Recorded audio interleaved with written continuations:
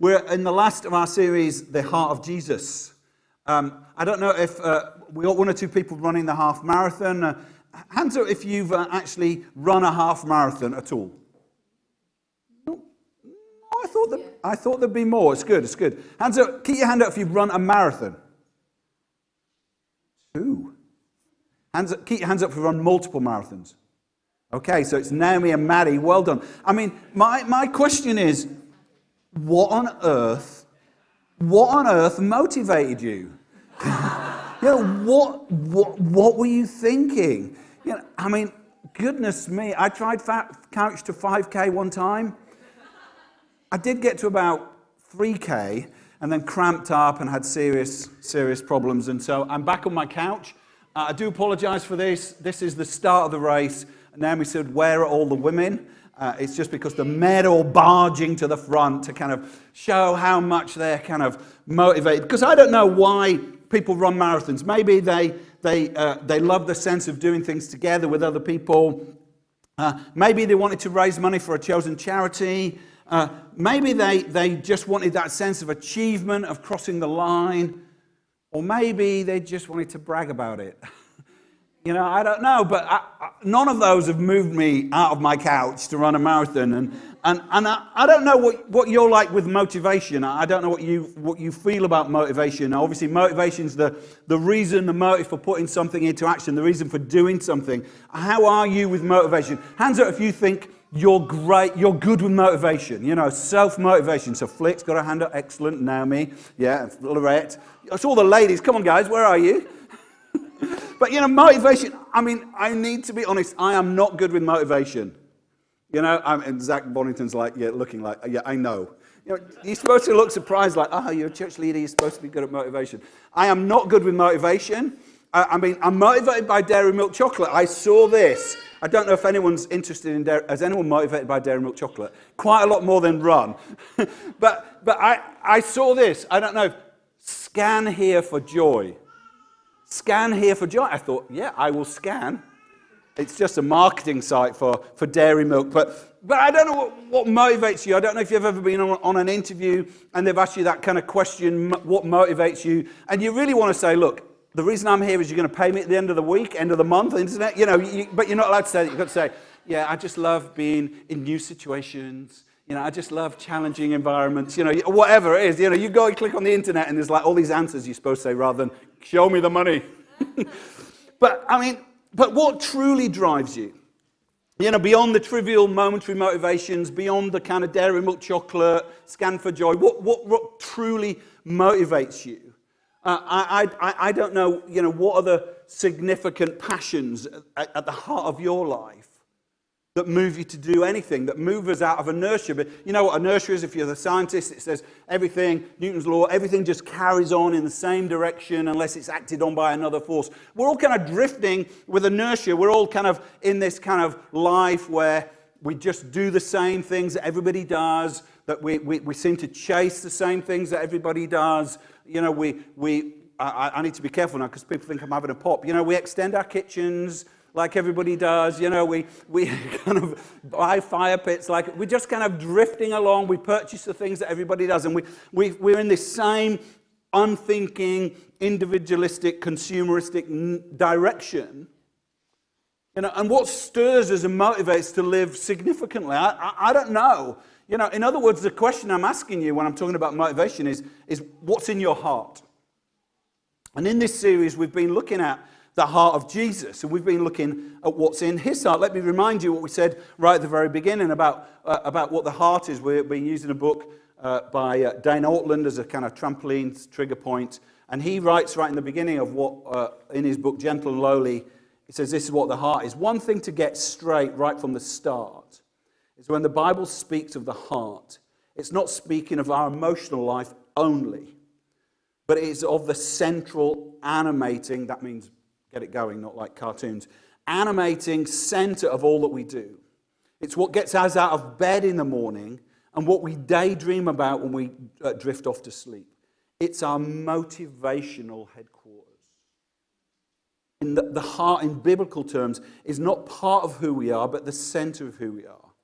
Our heart defines and directs us.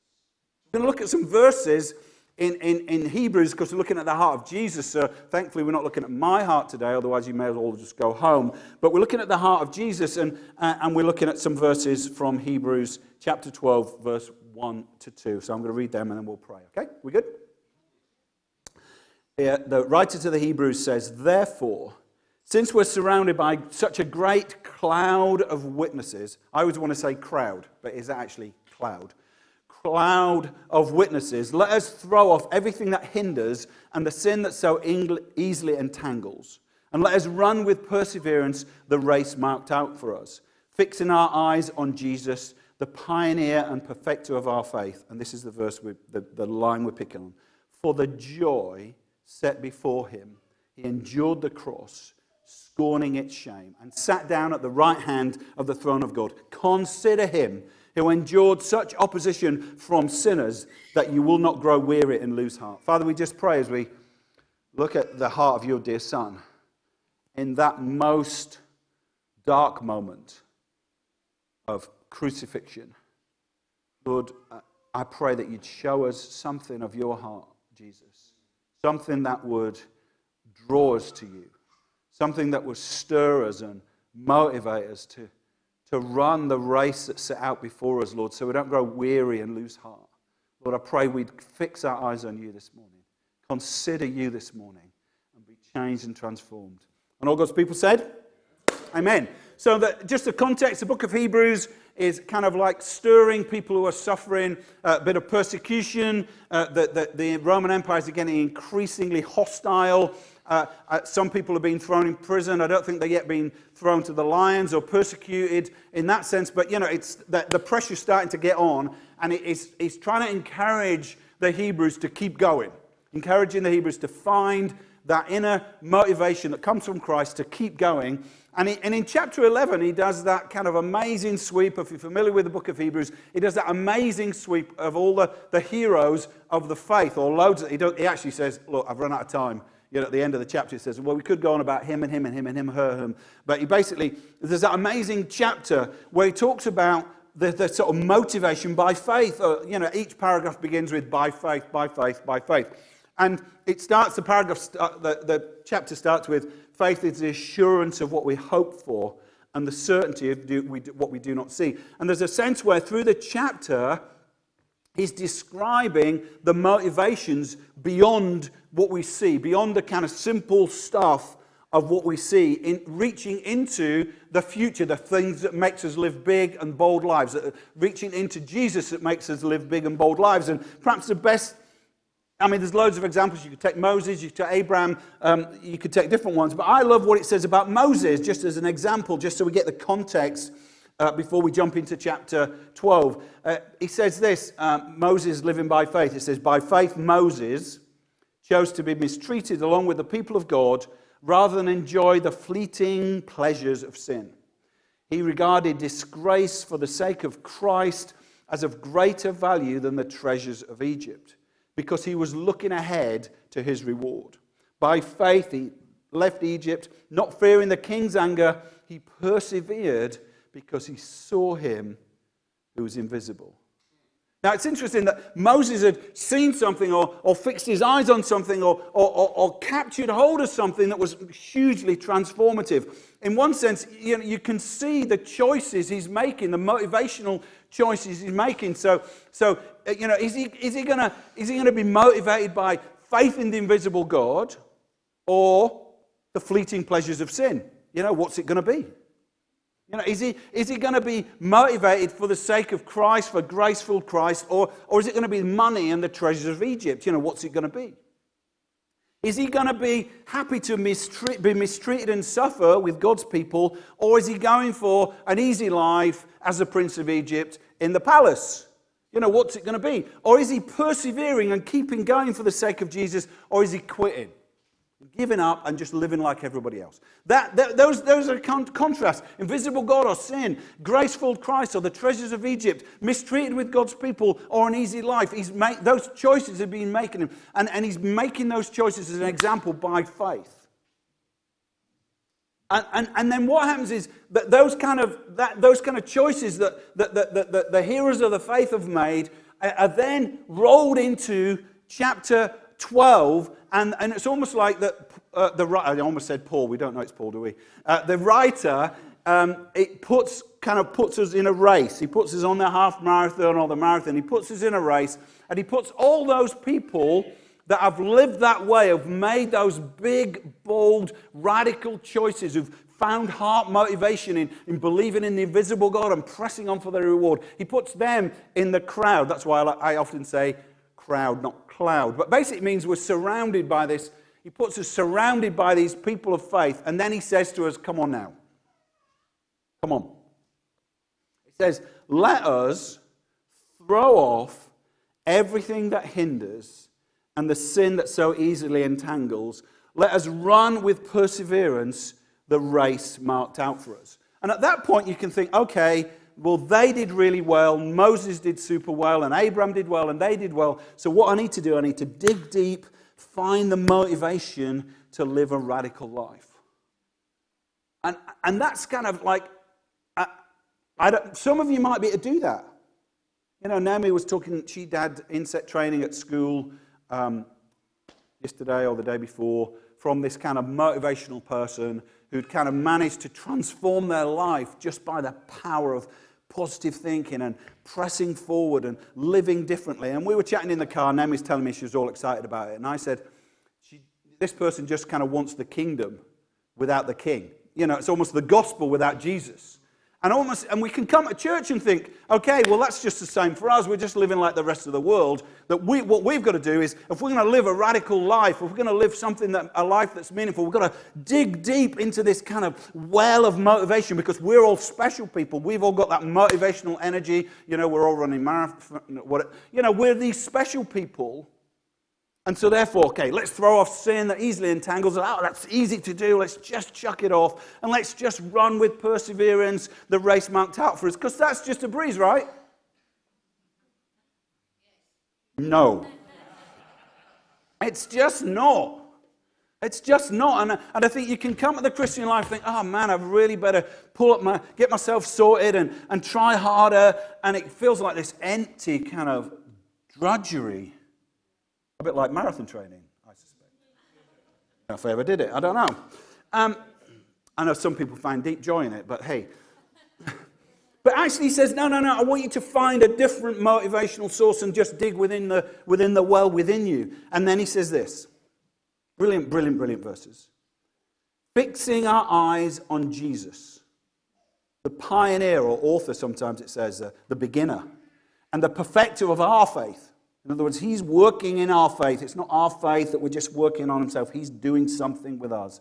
And then it says, for the joy set before him, he endured the cross, scorning its shame, and sat down at the right hand of the throne of God. Consider him who endured such opposition from sinners, so that you do not grow weary and lose heart. In one sense, the writer's saying that, look at Jesus, fix your eyes on him, consider him, and you're gonna find something transformational.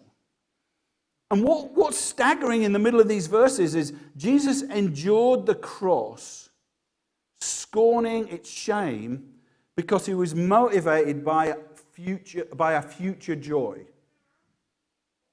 I mean, you want to know what that joy is, don't you?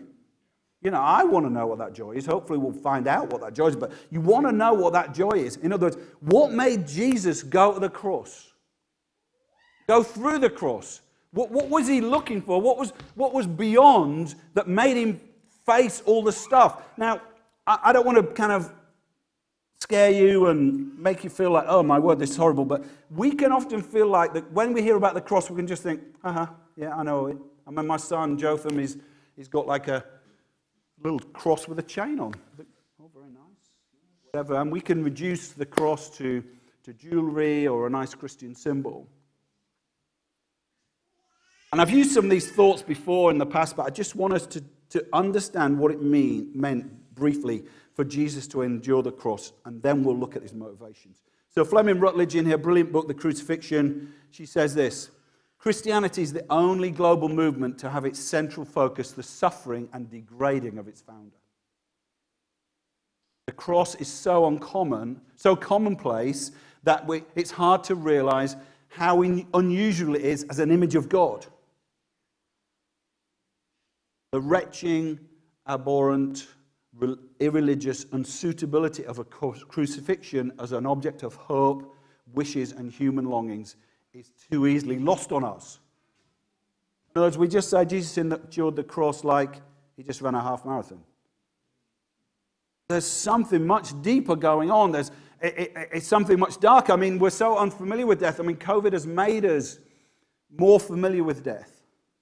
You know, it's been a real shock the way how has our society responded to that? And I'm not saying we should be complacent and casual about death, but suddenly death has been pressed in our faces. The possibility of death has been pressed in our faces, and we've known people. And I heard a story of someone who attended this church a couple of weeks ago who somebody died just from COVID. They'd literally been in the country a few weeks and somebody died. And suddenly death is very real, but for us it's mostly out of sight. But for Roman citizens, it was like in your face. It was like the crucified people would be lining the street as you as you went into Jerusalem. You'd see them outside the walls of Rome. You'd see the crucified ones almost like billboards outside the city. And they're almost like saying, don't you dare cross Rome, because we have the power to degrade and dehumanize you and torture you and kill you. It's almost like that crucifixion was this sense of we just want to eliminate you, to make you like an insect where you're just of no value and just crushed underfoot. It's no coincidence that hundreds of thousands of people were crucified during the Roman Empire, but we only remember the name of one. Because actually crucifixion was meant to kind of eliminate you. It's meant to kind of make you, dehumanize you. I mean, historian Joel Green says this: degradation was the whole point. Sorry if this is stomach churning. Executed publicly on the busiest highways, devoid of clothes, left to be eaten alive by birds and beasts, victims of crucifixion were subjected to heightening, unmitigated, vicious public ridicule, dehumanized like a worm or insect to be crushed without thought underfoot. There was the shame of crucifixion. And then there was the pain of it, that Jesus and those that were crucified were scourged and their backs were ripped open. And then they were paraded through the streets carrying the crossbar. And then they were stretched out on the crossbar, nailed in their hand, in their wrists. And then they're bleeding back, stretched out on the cross. And then they were lifted up and nailed in their feet.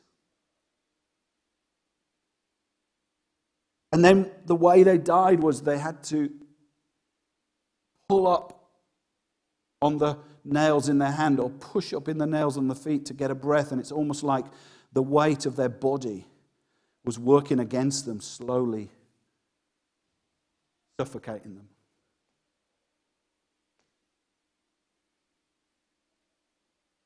The body would begin to collapse, and bodily functions would be uncontrolled, and excrement would run down the victim's legs, and insects would feast on the wounds, and dehydration would slowly grip the victim, and the body would become contorted by muscle cramps and die. Now, I say all that not because I don't want to stomach churn you. I mean, even as I've cut out quite a lot because the Roman intelligentsia would not talk about it. It was disgusting to talk about crucifixion. It was an assault on good manners. It was hideous to speak about this nature of death. To do so was, it was disgusting. A bit like we find it stomach churning. It was just, but yet everybody knew who read the book of the Hebrews. Everybody knew who read the gospel when it says, "And they crucified him." They knew what it was. When the writer to the Hebrews said, "He endured the cross," they knew what it meant. That's why I wanted to tell you what it meant, what it was like. So we must ask, if that was the horror of it, what was the joy? What was the joy? What was waiting for Jesus beyond the cross? What joy could outweigh such a crushing, degrading, shameful death? I believe this. It was the joy of seeing his people forgiven and gathered to himself. Fleming Rutledge in the book Crucifixions asked, why such a death? He says, Jesus was crucified as no other mode of execution would have been commensurate or equal with the extremity of humanity's condition under sin. In other words, why did Jesus go into that dark place of the cross? Because that's where human sin takes us. It takes us to shame and to slow disintegration and degradation. It takes us to that place where life is slipping away. So Jesus, as one of us, endured the cross and its shame because only he, we know this, but it flips over us, only he could enter the extremity of our human condition, bearing our sin to secure our freedom and our forgiveness and our cleansing to bring us to himself. Only he could do it. And he wanted to do it because he wanted to bring you to himself. He wanted to forgive you and love you and pour his life on you. Now, sometimes, I need to tread carefully here, sometimes when you hear for the joy set before him, people sometimes say, well, that's you. I'm not trying to offend anybody, but sometimes you might even hear it say, if you were the only person in the world, Jesus would have died for you. Have anyone heard that? And it's kind of true, but what it tends to do, it tends to make it that Jesus has died because there's something of incredible worth in you. Now, don't get me wrong, you're not of no value. But actually, Jesus isn't going to the cross because you're so amazing. He's not looking at me and saying, Howard is so amazing, so wonderful that I'm going to go to the cross for him. I know you're all struggling with that because in our humanism we think, hey, surely that's true. And we are amazing. But actually what is really, really true is that it's not that we're so lovely that he goes to the cross to save us. It's that he's so lovely. He's so lovely. You know, the infinite God to die for us. It's not just that we're so lovely and worth saving. He dies on the cross and endures the cross for this incredible joy of saving us because that's who he is. Jesus finds deepest joy when we draw on his grace and forgiveness. We draw on what flows from the cross because overflowing love and grace is who he is. Let's just see what we've just done there. It's not that you're not of value. Please don't hear that. Don't go away saying, oh, Howard says God doesn't care for me, that I'm not of value. You're made in his image and created and he loves you. But the reason why he saved you is because he is a God who wants to give himself for you. That's the main motivation. And the joy of giving himself for you and the joy of forgiving you and loving you and embracing you and giving life to you is what motivated him. He seemed kind of unimpressed, really. Or maybe just shocked by what I said previously. You know, just understand that. Understand that. Romans 5, Paul says in Romans 5:8, but God demonstrates his own love for us in this, that while we were sinners, Christ died for us.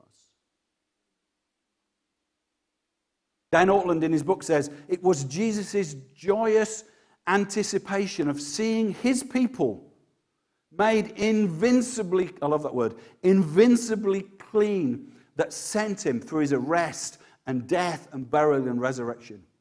When we today partake of that sacrificial work, coming to Jesus for forgiveness, communing with him, that's having relationship with him despite our sinfulness, we are laying hold of Christ's own deepest longing and joy. In other words, the deepest longing of God's heart is to pour himself out. That's what he's been doing for all eternity. The Father pouring himself out to the Son, and the Son pouring himself out to the Father by the Holy Spirit. That's who he is.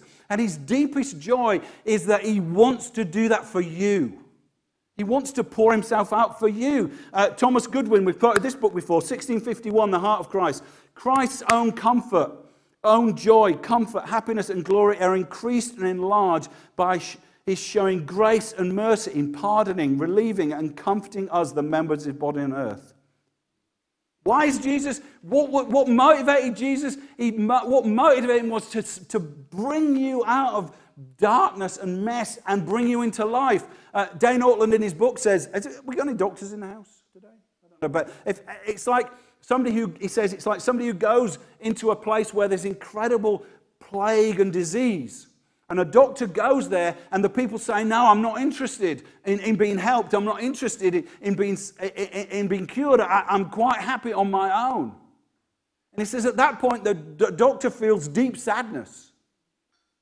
He said, but when the people come to the doctor to receive healing, then he feels greatest joy. And that's what we're saying about Jesus. When we come to him, he feels deepest joy. He feels most happy satisfaction. In other words, he's happy to go through the pain because he wants to love you and forgive you and hold you to himself and say that you're beautiful and wonderful and worth it. Are you there? So I was thinking of an illustration for this. And I thought about parenting. So it was just an excuse to put a picture up of the wedding. I'm sorry I'm looking grumpy, but then I probably realize I look grumpy more than I realize. I'm probably telling the photographer to do something and whatever. So this big caught on the side. So there's Naomi looking beautiful, and then Zach, and then Damaris. She looks pretty good. And then Sam, he's a nice guy. He's now in Team Kellett, although she's called Leach, which is a struggle. And then me, and then Jotham. So that's my kids. And in one sense, when I look at the things I've done in my life, and I haven't done loads of amazing things, but being a father has perhaps been the best thing I've done. I've needed no motivation to love them. Even in the most exhausting and frustrating and challenging moments, and I could tell you a few about them, and some of the people that know me could know some of those moments, I've not found it hard to love them. But in one sense, there's a relationship, there's a depth of relationship with the kids that I don't have that Naomi has. She went through pregnancy and childbirth. I mean, in my Father the Bride speech, I said, I don't want to downplay my little part, but, whatever. Sorry, little part, I shouldn't say that. My small contribution. But, basically, it's 9 months later that the real action starts, and I'm literally watching, and Naomi, the midwives are dancing to come now is the time to worship. They're from Jamaica, and they're just enjoying the music. And Naomi's just kind of enjoying, they're enjoying that, and Naomi is, though, she's, for the joy set before her, she's enduring childbirth pain.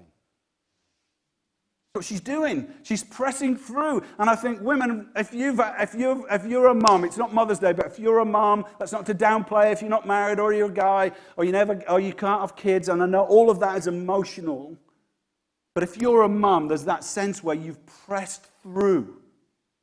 Every day in the UK, about 1,800 women endure this pain for the joy set before them. Why? They do it. They do it because they want to give life and birth to something. They want to press through the joy to give themselves away to someone. I remember when Zach, are you tracking this, mothers? Sleepy this morning. Maybe I'm just thinking. Anyway, but it's like I remember when Zach was our oldest was firstborn. We didn't really know what to do. You take him home and you think, flip. What am I supposed to do? They're in that chair, and you're like, oh, man, what are you supposed to do? You put them down as a father. You think, what? But then you're supposed to feed them and whatever. And Zach just struggled to feed. He struggled to feed, and as the days went on, his weight dipped. Tell me if I'm getting this wrong. His weight dipped, and the kind of intensity of his crying increased. And, and then we had somebody dropped in who was a teacher at my school, but she was also like a breastfeeding counselor. Dropped in and said, oh, you need to do this, Naomi. And suddenly he's, I think latched on is the phrase. Closing a gate, but hey, he's latched on, and suddenly, whoa, And you know, that incredible joy that Naomi felt, well, here I am, I'm giving myself to this boy. Pouring myself in, literally that's what she's doing, pouring myself into this child. I shared that joy. And I think that's a picture of what Jesus is doing when he goes through the cross to give you life and to pour life into you. And in fact, I thought, I'd obviously thought of a really good illustration. And then this morning I woke up and realized, no, Jesus has been there before me. This is what it says in John 16. We're getting to the end. John 16, verse 21. Jesus is talking about him going away and the pain and trouble. And he says, a woman giving birth to a child has pain because her time has come. But when the baby is born, she forgets the anguish because of her joy that the child is born into the world. So it is with you. Now's your time of trouble and grief and struggle and challenge. But I will see you again and you will rejoice. Same root word. And no one will take away your joy. And then it says this, in that day you'll no longer ask me anything. Very truly, I tell you, my Father will give you whatever you ask in my name. Until now you've not asked anything in my name. Ask and you will receive and your joy will be complete. What he's saying is, Jesus gets deepest joy when we ask him for life. When we come to him and say, I've not asked you. And I don't think that means like, give me Mercedes. Can Leeds win the league? You know, whatever those trivial things that you're bothered about. You know, actually, what he's saying is when we come to Jesus and ask him for the very thing that he gives away, his love and life and grace and forgiveness, he receives most joy, and so do we. So do we. We can think that when you sin, and I'm nearly done here, that when you sin and you come to Jesus, that he's like most frustrated with you. You know, that he's like most lessened by you. It's like you come to Jesus and it's like, hello, it's you again, Howard. You know, you spoke without thinking. You've been a bit harsh to your wife again. Sorry, whatever. You know, you were grumpy on Sunday morning. Here you are. I'm just getting rather tired of you now. You might get tired of me now. But thankfully, he goes, hey, hello. I died so that I could forgive you. I died that I could say, come. I died that I could embrace you. I died that I could pour my life in you. I died that you could be different. Say amen. That's just because you want me to be different, I know. Dan Ortland says this, when you come to Christ, this is the quote's not on the PowerPoint, when you come to Christ for mercy and love and help in your anguish and perplexity and sinfulness, you are going with the flow of his own deepest motivations and desires, not against them. His nature, his deepest joy is to forgive and embrace his people. When you come to Jesus and say, Jesus, I need you, that's the thing he finds most joy in, saying, here's life. He went through the cross to be able to do that for you. I think the quotes are ahead here. Okay, I'll go with it. Dan Ortland again says, as truly man, Christ's heart is not drained by our coming to him. Hear that? He's not drained by you coming to him. His heart is filled up all the more by our coming to him. To put it the other way around, when we hold back, lurking in the shadows, fearful and failing, we miss out not only in our increased joy, but on Christ's increased joy. He lives for this. This is what he loves to do. His joy and ours rise together. Have I made my point? That he loves it when you come to him. He loves it when you come to him. So the writer says, okay, where's the motivation for living this life? Where's the motivation for being different? Where's the motivation when pressure comes on in society to not be a Christian or to conform or to give ourselves for chasing the fleeting pleasures of sin or the comfort of Pharaoh's palace or whatever that is the equivalent of? When the choice comes, we say, no, we choose the invisible God. No, we choose the one who for Christ's sake, we choose him. Because we know that when we come to him, his life flows into us and we feel most joy.